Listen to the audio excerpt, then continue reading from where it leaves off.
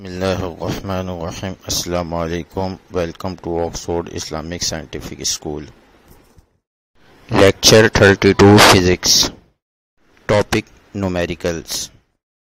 A boy throws a ball with a velocity of 20 metre per second. Find the time elapsed between the throwing and catching the ball. ये free fall motion का numerical है। एक लड़का एक ball को throw करता है, ऊपर की तरफ फेंकता है with a velocity of 20 metre per second. ये 20 मीटर पर सेकेंड इसकी इनिशियल वेलोसिटी है और यहाँ फाइनल वेलोसिटी ज़ीरो ली जाएगी, क्योंकि जब बॉल को ऊपर फेंका जाएगा तो कुछ डिस्टेंस ट्रैवल करने के बाद वो जाकर रुक जाएगी, तो फाइनल वेलोसिटी इसकी ज़ीरो ली जाएगी। वी की वैल्यू 20 मीटर पर सेकेंड है, वी की वैल्यू ज़ीरो है। Find the time elapsed between the throwing and catching the ball. हमने बॉल थ्रो करने और बॉल को दोबारा कैच करने के दरमियान जो टाइम है उसे कैलकुलेट करना है। यानी जब बॉल थ्रो की जाएगी, बॉल ऊपर जाएगी, ऊपर जाकर बॉल रुक जाएगी और उसके बाद बॉल वापस आएगी और उसे नीचे कैच किया जाएगा।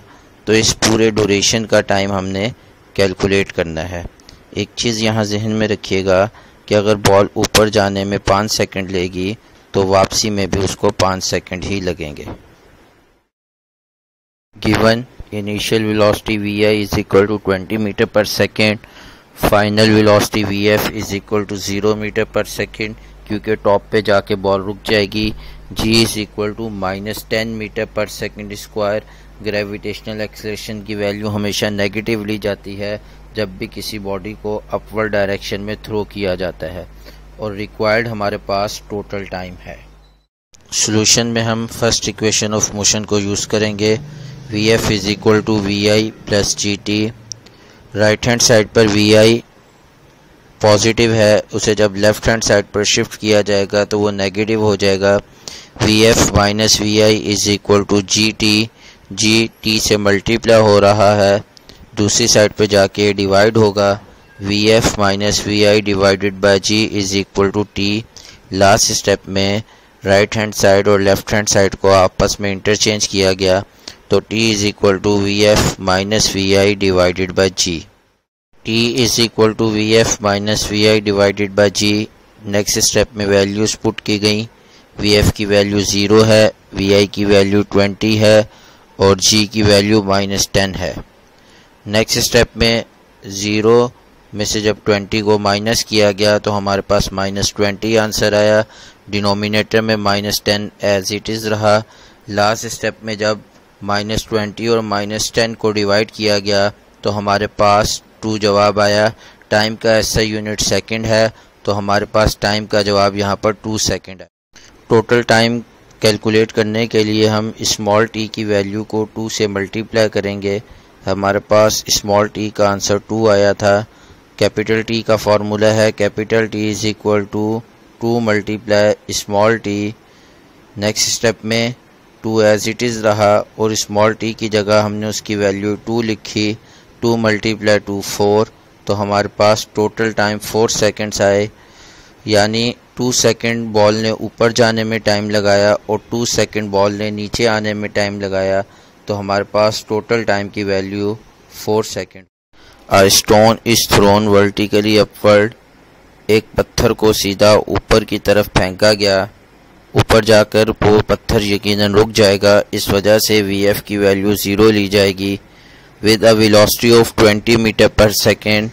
पत्थर को 20 मीटर पर सेकेंड की वेलोसिटी से फेंका गया था, तो वी आई की वैल्यू यहाँ हमारे पास 20 मीटर पर सेकेंड है। Find the maximum height reached by the stone. पत्थर कितनी ऊंचाई तक जाएगा, हमें ये चीज़ फाइंड करनी है। हाइट को डिस्टेंस के इक्वल लिया जाता है, तो हमें एस की वैल्यू फाइंड करनी है। And the total time of flight, और टोटल टाइम ऑफ फ्लाइट हमने कैलकुलेट करना है। टोटल टाइम ऑफ फ्लाइट से मुराद ये कि पत्थर को जो टाइम ऊपर जाने में और फिर दोबारा वापस आने में लगेगा, ये पूरा टोटल टाइम हमने कैलकुलेट करना है। इस क्वेश्चन को सॉल्व करने का method, find height S by using equation 2GS is equal to VF square minus VI square. आपने हाइट फाइंड करनी है। थर्ड इक्वेशन ऑफ मोशन की मदद से आप हाइट फाइंड करेंगे।